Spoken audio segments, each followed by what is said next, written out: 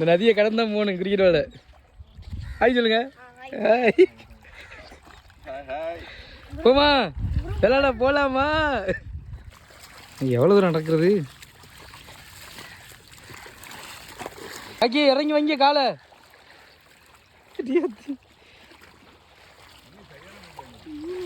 நல்ல பெருக்கா இருக்குல்ல, இங்கே வரைக்கும் வந்துருக்குல்ல.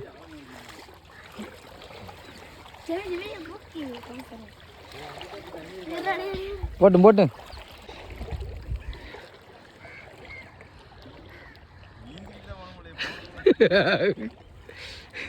நீச்சல் தெரியுமா காக்கி? அடி நல்ல தூரம். வாழ்க்கையில் ஒரு நேரமாவது இப்படி ஒரு எக்ஸ்பீரியன்ஸ் பண்ணி விட்டணுங்க. இங்கே பாருங்கள், கடல் தாண்டி போய் அங்கே போய் ஒரு குட்டி தீவில் ஒரு கிரிக்கெட்டு. இந்த சந்தோஷம்லாம் வெளியூரில் கிடைக்குமாங்க? சொந்த ஊரில் தாங்க இந்த மாதிரி சந்தோஷமாக அனுபவிக்க முடியும். எங்கே வெளியே ஊரில் போய் அவ்வளோ சம்பாத்தியம் பண்ணி என்னத்தை கொண்டு போக போகிறோம்? இங்கே பாருங்கள் எவ்வளோ சந்தோஷமாக கடலுக்குள்ளே ஜாலியாக போய் கிரிக்கெட் விளையாட போயிட்டுருக்கோம். காவாசி தூரத்தை கடந்திருக்கு.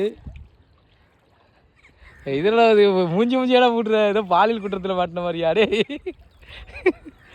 ஏய் நீ பாடுறா, இன்னும் எவ்வளோ தூரம் நடக்கணும்?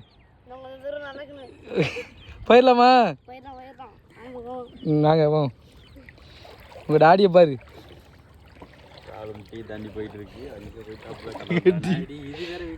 எவ்வளோ தூரம் பாரு, ஃபுல்லு கடல். திவாரணே பாய் தூரத்தை கடந்தாச்சா?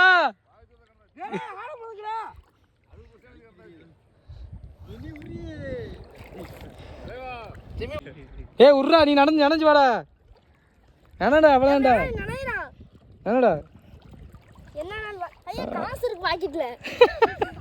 காய வச்சுக்கிறோம்.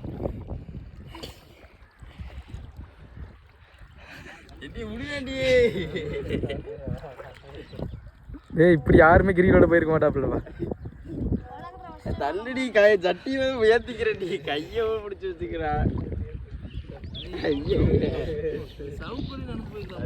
தள்ளிக்கல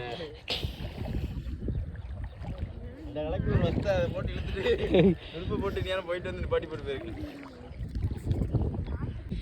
ஏய் போயாச்சா? கடந்து வந்த பாதை வரலாத வந்துருக்கு.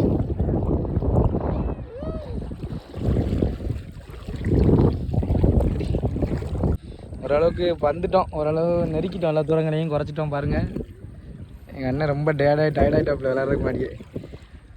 எவ்வளோ தூரம் வந்திருக்கோம்? ஒரு 1/2 கிலோமீட்டர் இருக்குமாண்ணே. வந்துட்டோம், கடல் தாண்டி போயிட்டுருக்கோம் விளையாட. ஆனால் இதில் என்ன பெரிய கூத்துனா யாருக்குமே விளையாட தெரியாது. இதுதான் உண்மை. சரியான சகதியா. எங்களுக்கு கிரவுண்ட் இல்லைப்பா, அவ்வளோதான்ப்பா.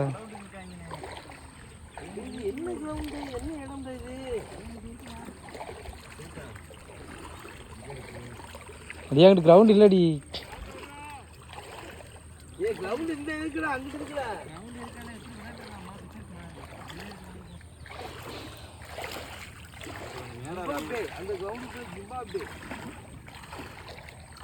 அங்க இருக்கு அதுவா?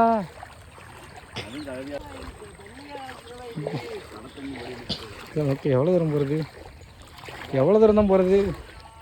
என்ன யார் வந்தாலும் தெக்குவாடி சின்ன பாலத்தை பிடிச்சி வத்தையில் வர சொல்லுங்க. ஆர்ச்சிக்கில் வந்தால் இங்கே வந்துடலாம். போய் கேட்டு சவுண்ட் வழியும் நடக்கலாம்டா. இப்படி கடற்கரை வழியே கடற்கரை வழியே நடந்து வரலாம். கடற்கரை வழியே போயிடும். கடற்கரை இருக்குல்ல, ஆமாம் அது வெளியே வந்தாலும் ஈஸியாக. ஆமாம் ஈஸியாக, தண்ணி நடக்க தேவையில்லை. ஆனால் அங்கேயும் விளையாட முடியாதுண்ணே, சொதம் தான் கிடக்கும்.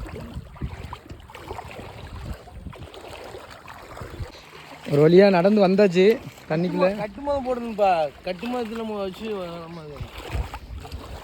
அப்படியே ஓரளவுக்கு ஒரு கிலோமீட்டர் தண்ணிக்குள்ளேயே நடந்து வந்து அந்த கிரவுண்டை கண்டுபிடிச்சாச்சு. ஏன்னா சோழர் காலத்து கிரவுண்டு. அங்கே விளையாட முடியுமா இல்லையாங்கிறது போனதுக்கப்புறம் தான் தெரியும். நல்ல தண்ணி வத்து குறைஞ்சிருக்கு. ஏன்னா ஹைட்டு குறைஞ்சிருக்கு தண்ணி.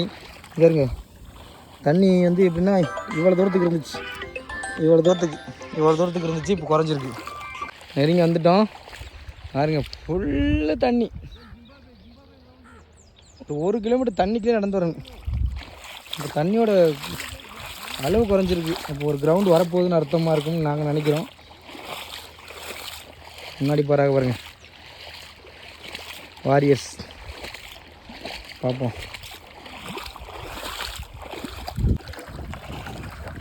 ஃபைனலாக கிரவுண்டை கண்டுபிடிச்சிட்டோம். எவ்வளோ தூரம் பாருங்க. விளாண்டுலாமா இன்னைக்கு? விளாண்டுலாமா? அதுதான் வந்துருக்கோம். அரை மணி நேரம் நடந்து வந்துருக்கு. அண்ணே சொல்கிறாப்புல கிரவுண்டு எப்படி இருக்குது பிச்சு ரிப்போர்ட் சொல்லுங்கண்ணே. இதான் ஜிம்பாபே கிரவுண்டு. ஜிம்பாபே சுற்றி எப்படின்னு இருக்குது? கடலாக இருக்கா எப்படி இருக்குது? சரி வெறும் தண்ணியாக தான் இருக்கு. சுற்றி தண்ணி தான். விளாண்டுலாமாண்ணே? விளாண்டுலாம். Okay right. நம்மளமா ஆள் தான் விளாட முடியும், வேற விளாட முடியாது. பிளேயர்ஸ் விளாட முடியாது. ஆமாம். என்னென்ன இங்கிட்ட ஒரு ஆத்தோ ஓடி வருது.